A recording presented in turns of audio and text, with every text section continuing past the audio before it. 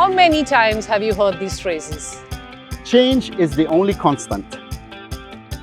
Is it too late to change? If only I could, I'd really want to change this. In this channel, you don't have to wonder. We are going to interview people who really make a difference to this world. Let their stories inspire and empower you to create the change you want to see. Who knows, you could be the next change maker.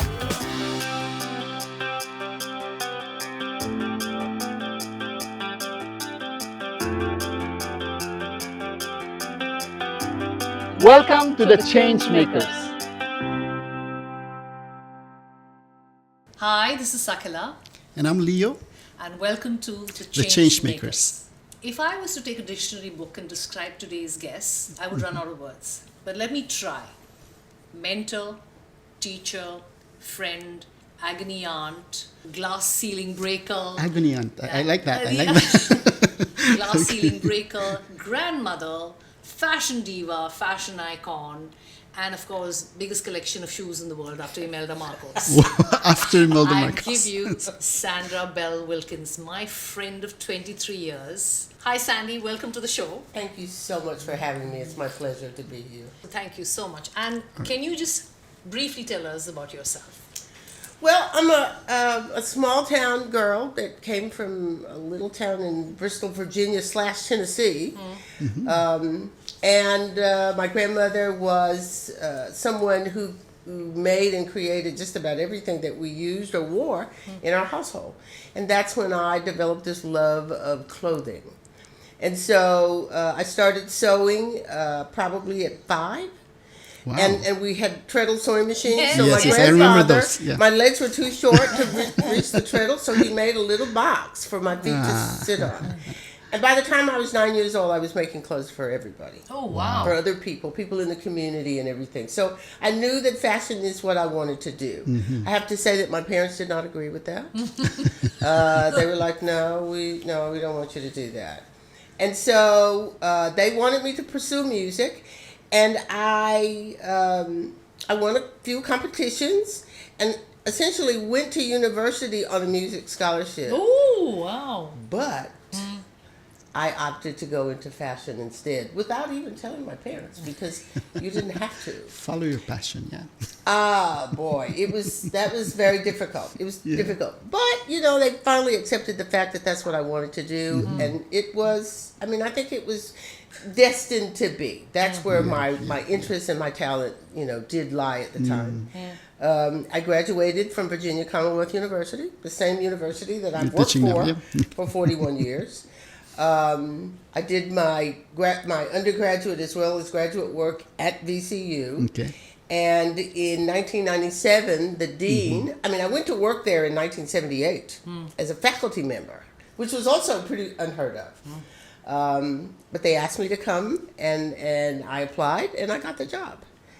And in 1995, I started my international journey, and I started going various places. I don't even know why, but I was always the one that was asked to be the representative, and so I started doing that. And in 1997, the dean asked me to come here.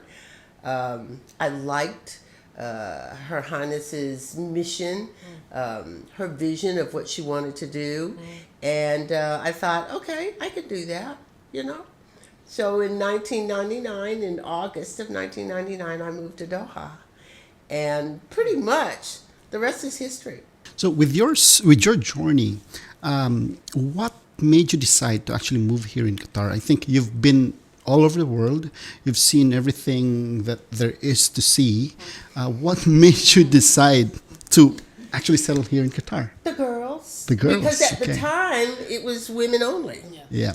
And it was their passion. I think we started out with maybe 35 or 36 students. They were from all over the Gulf, not just Qatar. Yes, I remember Kuwaiti students. They were as well. Kuwait and Saudi, and they were Bahrain girls. Bahrain, Palestinian, and they wanted the degree. Okay.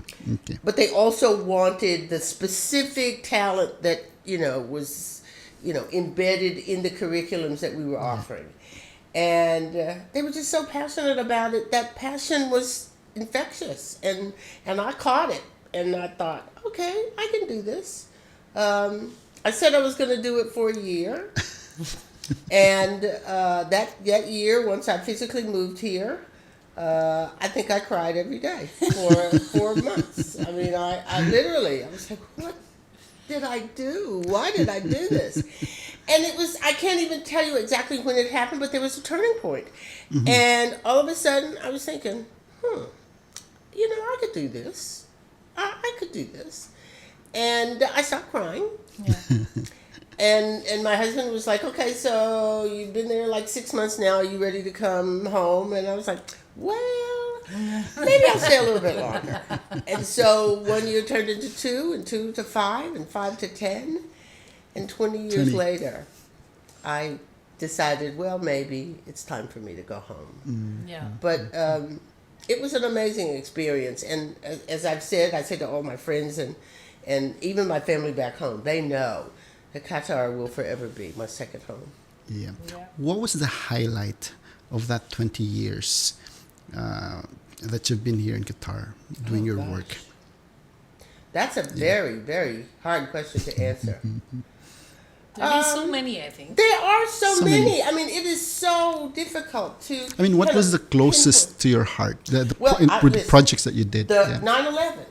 9/11, it happened, and I mean, the whole world was in an uproar. Okay. And our families back home, the university administration and everything is okay, we got to get you guys out of there. This is not safe, And the Qatari people, the students and their families and everything, they embraced us unlike I've ever been embraced in my whole life. I mean, even now, it makes me emotional. Yes. Because they were like, we do not want you to go. What is it that we can do to make you stay and to make you feel safe? Yeah. Come to our home. You can come to our home. You can live with us if this will make you feel better. And I'd never experienced that before. Yeah. Kind of open world. And so it was truly a turning point. A turning point in my life, and it solidified that you did the right decision. Desire, to stay here. To stay back. It's really heartwarming. It is. It really is. It is, and it certainly validates my love for the Qatari people. No matter what people say, you haven't lived there. You don't know. Exactly. This is exactly what happened at the World Cup. Oh, absolutely. People were like, whatever naysayers, went back saying, I have never had a better experience. Absolutely. Absolutely. And I said that too, because of course people came to me, oh my God, how could you live there all this time with all those things going on? Well, hell, they go on everywhere. Exactly. Really? You can't just pinpoint this. And you know what else I say to them? I come from a culture that's been around forever. Yes. They don't get it right. Yeah. Yes, exactly. That's a good point. I don't know how you can have the expectation. I said, when I moved to Doha, the airport was a trailer. Yes, it was. Yes. Big planes could not even fly in here. I mean, we all came in from maybe Bahrain. I can't even remember now. I came in from Bahrain. On tiny little planes to a trailer. And now Doha has the biggest, most sophisticated airport in the world. Yes, 3 years running now, I think, or more than 5 years running now. It's the best airport in the world. So we're talking 25. Within 25 years, this country has done things that I don't know any other country is capable of doing it. Absolutely. Totally agree. Yeah. So, I know that you have done a lot of. You've been here 20 years, and you have worked with a myriad of designers from all over. But what are the collaborations that you've done with so many designers? Oh gosh. Well, that is, and most of them here in Doha. I will say that we worked with designers in the U.S., but it wasn't the real top level designers that we actually had an opportunity to collaborate with when I came to Doha. Emmanuel Ngara. Yes. Carla Fendi. Yes. Stefan Roland. Yes. I remember that. Loren Scott. Yes. The lady who designed... Isabel Toledo. Gosh, the Toledos were like, they became part of our family. Wow. They came and they did Tasmin first, and that's when I met them. And we got on so well that when I would go back to the United States, I would always go to New York and spend time with them. And when I asked her to come to do things with our students, she would come. She was one of our commencement speakers. I mean, just an amazing couple. Yes. And And then she did Michelle Obama's. She did Michelle Obama's inaugural outfit, which was unbelievable. Yeah. But she was such a wonderful and gracious individual. Unfortunately, Isabel is gone from us. But she was certainly one of those people that I hold in extremely high regard. Yeah. What does it add to you as a mentor and as a designer, working with such great people like these? How do you, pass that along with your future students? Well, everybody has a story. And every one of these people has a story, no matter how successful they are. When they have an opportunity to engage with the students, it's a process. And it is unfortunate. It's not just, my academy students. I've worked with American students for 20 years before I came here. And they all have the same expectation, is that when I graduate, I'm automatically going to be a success. Well, that doesn't happen. There is work that has to be put into every career. I mean, how many individuals graduate from university? And let me back up for a minute and say, you don't have to go to university to fulfill a lot of positions in this country. Okay? Or that country, or whatever country. Sometimes people are just lucky. But luck doesn't, ride on the backs of all of us all the time. And so you have to put the work in. And that makes it valuable. Anything that comes too easy, as my mom always used to say, is often not worthwhile. Yes. Or you don't appreciate it. And it also goes too easy as well. Absolutely. So when students, Western students or students from the Middle East, have this expectation that I am, within 3 years' time of graduation, I'm going to be the president or the CEO. I was like, okay, if you can do it, I'm okay with that. But trust me, that's not the way it usually happens. And I wish that young people had a more realistic view of what being a professional, having that history, having those experiences gives you the kind of experience that you can advise a young person as to what to expect in the future. So, I want to ask her one more question that really tickles my bones. Okay. Tell us about the work that you've done in other countries. How important those work are to you and to the people you've worked with, and what impact did it have? And how did you start doing that work? Exactly. Well, again, I think it's my infectious personality. Okay. I agree. It's funny, but the various deans, because after I joined Virginia Commonwealth University in 1998, 6 months after my children were born, I have twin daughters. Yes. Wow. And I joined the faculty of the fashion department. And many of the chairs, I was just a faculty member, many of the chairs obviously saw something in me that they didn't see in a lot of other people, because they gave me an opportunity to kind of sort of be the spokesperson, of the department. Essentially, my first real huge experience was I was sent to Zimbabwe.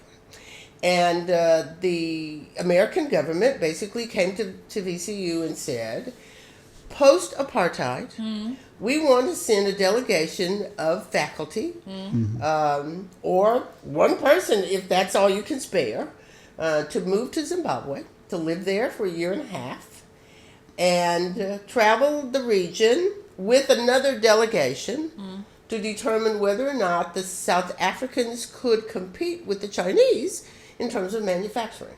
Wow. They certainly have the population of individuals or whatever. And it would have been a very important economic stimulation for the region. Yeah. And so I went to Zimbabwe. And I lived in Bulawayo. And I was stationed at Bulawayo Tech. And I taught. And then, every 2 or 3 weeks or so, we would get on the road and we traveled all over Botswana, Mozambique, and certainly into South Africa. And we visited the companies and manufacturers that did exist, many of which were European, primarily Dutch, if I remember. Yes. Okay. Yes, yeah. And essentially, our findings were that yes, I mean this is a country ripe for manufacturing. Yes. In all honesty, I cannot tell you. And it was interesting work, but it was hard work. I'm disappointed that for some strange reason, nothing seemed to come out of it. And I don't know how much you guys know about the American marketplace, but there's almost nothing from the South African region in the United States that's sold there. Nothing.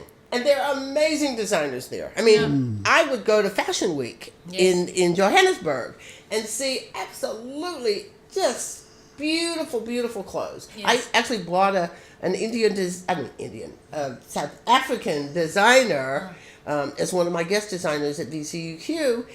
And Yes, I remember. Bungiwi Walaza. Yeah, oh my God, her clothes were just exceptional. And she got the Miss South Africa. Miss South Africa came and was our guest model. Wow. I mean, it was just amazing. But you do not see made in Africa clothing in the marketplace. And that's a real disappointment. So I'm not quite sure I'm sure there's some political reason that doesn't happen. But yeah, that was probably one of the highlights of my, travels. Because it was very much fashion related.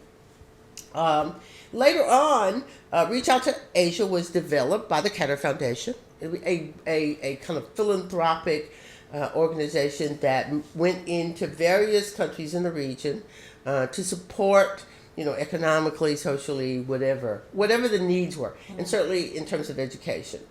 So I signed on to go to Yogyakarta, and the region is called Klaten. And the schools there had all been totally destroyed because there was a volcano and then there was a tsunami. Yes. And there was nothing. And so Reach Out to Asia went in and rebuilt all the schools. And so we were based in Klaten, and it was a school that concentrated primarily on teaching young people to do batik and pottery. We were to kind of infuse into the curriculum some creative thinking, because to be honest, they were just repeating or replicating the same thing that had been done for centuries. And so we were asked to come there and to assist them in expanding the programs. And I think we were very successful. We were there for 7 years. We went every summer for 7 years.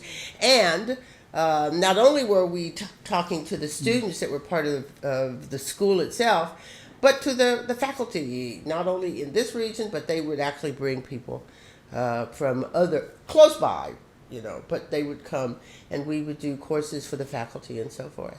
So that was amazing. That was absolutely amazing because the kids were hungry.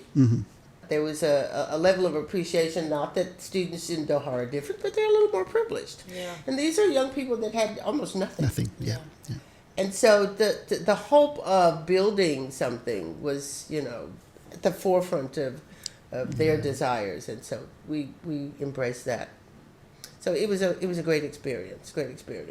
Not to mention, I mean, I traveled all over. I went to Bahrain to do master classes with some of their students there. I was invited to Oman. I mean, I've been all over. So being in Doha was probably one of the greatest experiences educationally that I've had because it gave me an opportunity to engage with so many different people. And different nationalities. Yeah. Absolutely. Yeah. In the age of AI and tech, how do you convince the young blood, the young students now to get into this industry? I'm not in the classroom anymore. That's number one. That again is a very difficult question. And it's difficult for me because I'm of a different generation. However, I've tried, having been in education. I mean, when I retired, I'd been in a faculty person for 41 years. Yeah. And I've seen this industry change and expand, and gradually technology has essentially taken over. So, not to be left totally behind, I've tried to keep myself abreast of what's going on in the industry. It is the future. we have to come to grips with that. Yeah. And we have to find a way to integrate and infuse into all of our educational programs and systems that knowledge that this is something that you have to have. Now, I'm optimistic because if you go to the market, you see babies, they're a year old and they have the computer and everything. So they're already, I mean, there was a time when I thought, maybe that's a little bit premature, but maybe not. I mean, it's an integral part of what we do, and it certainly is going to be an integral part of the industry. The metaverse, I mean, that intrigues me. And so I'm reading as much as I can about it, and I realize, again, this is the future. And it may accelerate our communication. It may make manufacturing 10 times easier. Yeah. And we talk about a little bit about sustainability. It may be the tool that helps us to understand exactly what sustainability really means, because I don't think we do. And maybe it blurs borders as well. And it blurs, absolutely. Yeah. I do think the interconnection of culture will be right there at our fingertips, and that's exciting. That's exciting. Okay. I know that you're working on a huge project, which is why we have been really lucky to have you here. Tell us a little more about what you're working on, Qatar America. I was asked, once I moved back to the United States, someone reached out to me. I can't even tell you who. We were told that you, as an artist, have created this line of covers that is kind of a combination of cultures. And I called them kibayats. And so it's kind of a kimono, abaya, thobe, all of those things kind of wrapped into one. And they're always reversible, and they tell a story. And so I, created maybe 20 of them or so, and they heard about them, and they asked me if I would come to Washington to show them, and so I did. And I engaged in conversation with many of the people who were part of the board and part of the staff of the Qatar America Institute of Culture. And a few months afterwards, they called me and said, "We'd like for you to be a part of our board." They were looking for Americans who had lived in the culture and understood Qatar. Yes. Yeah. So that's part of the reason why I'm part of this organization, which I absolutely love. It is kind of a wing of the Qatar embassy, but it's an entity that stands alone. Okay. And our focus is on art, culture, and the presentation of that culture to the international community in Washington, D.C. Makes perfect sense. So it is. It's a great organization. We've had some amazing exhibitions. Mohammed Zakaria, who is probably the foremost calligrapher in the world.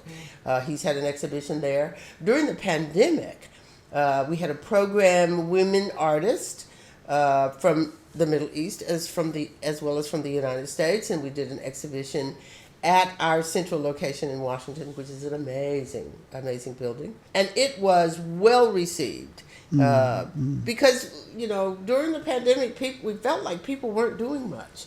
But quite the contrary. Women, in particular, were doing some pretty extraordinary things. Yeah. So, yes, we've had a wonderful run. In addition, back in the fall, I did an interview with Naeem Khan. And Naeem Khan is probably one of the few haute couture designers in the United States. I mean, that still is alive and and working. And still doing the work. And he's also done several gowns for Michelle Obama, for Jennifer Lopez. You name it. He has the Queen Rania. Yes. Women of high profile all over the world. And so I had an opportunity to do an interview with him, and he was extraordinary. And I think having that kind of celebrity, who knows and understands what Qatar America Institute of Culture actually does, is really, really important. Yeah. But we do, there are poetry readings and musical performances and everything that is art that is representative of this culture as well as the American culture. How different is it being in the academe and moving to the board of Qatar American I Institute? think of- she's been on many boards. Yeah. Well, but this one Is it a so- breath of fresh air for you? Well, or? it is, and it actually brings the best Yeah. of both worlds. And as a fashion person per se, Yeah. but this gives me an opportunity to help promote all areas of the art because they're all interwoven. I mean, creative spirits are, Yep. we are kinfolk. Yeah, that's true. Yeah. That's True, true.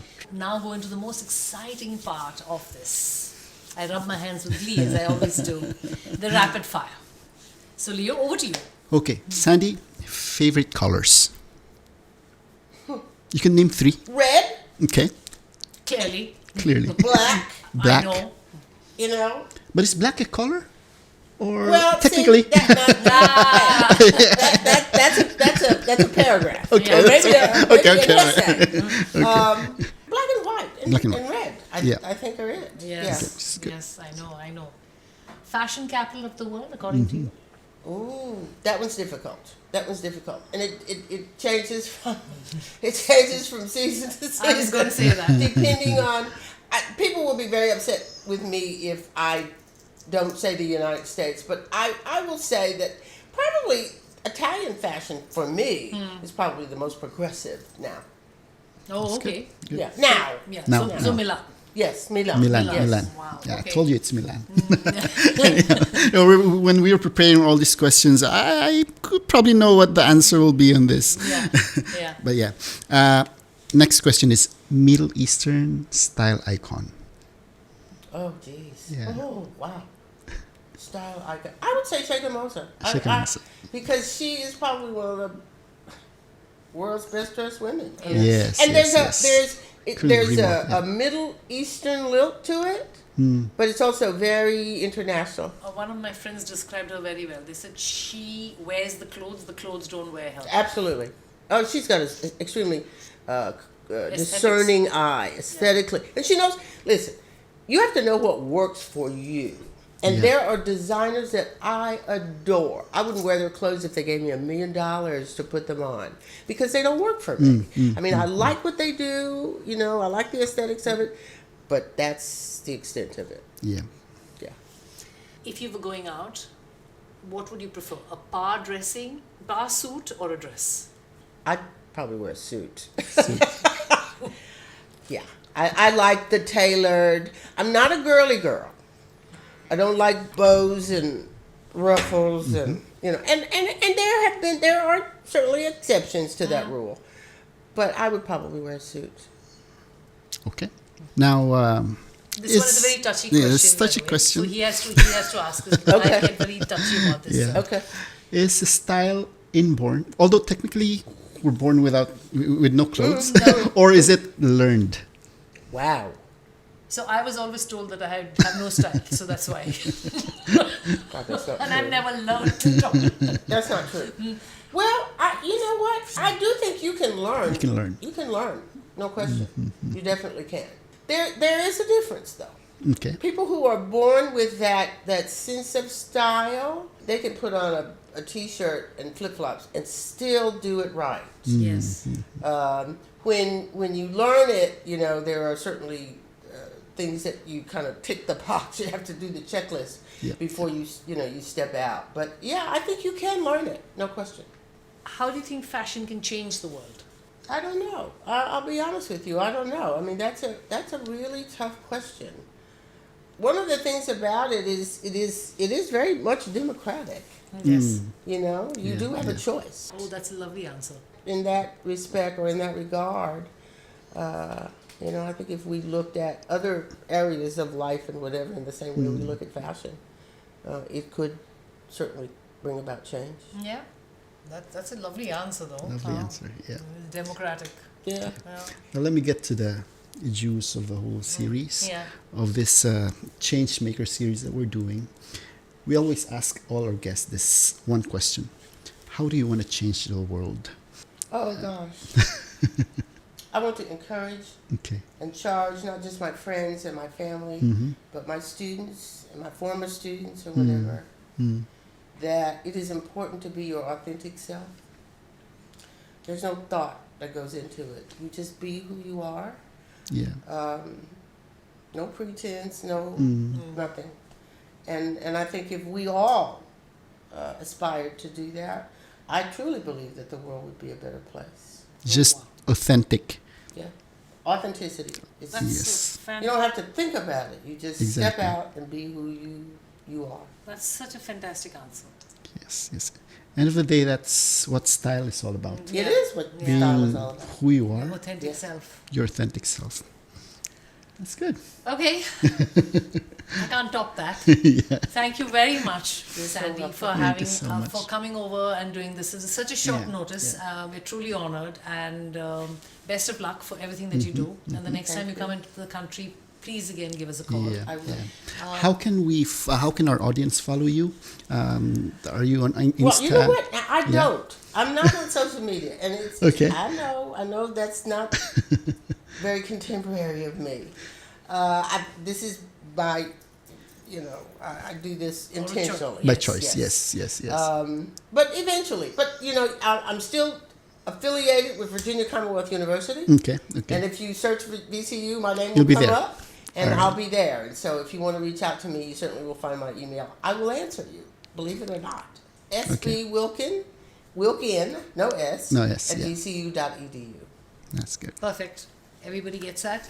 And I'm on Sakla's Life on my Instagram post, and I'm going to be on Sakla's Life on my Spotify event, and I have a channel called BTS, or Behind the Success, hashtag BT Success Stories. It's all over Insta, YouTube, you name it. thank you again, Sandy. Thank you for Thank you so having me. much. Thank you, everybody. Thank you so much.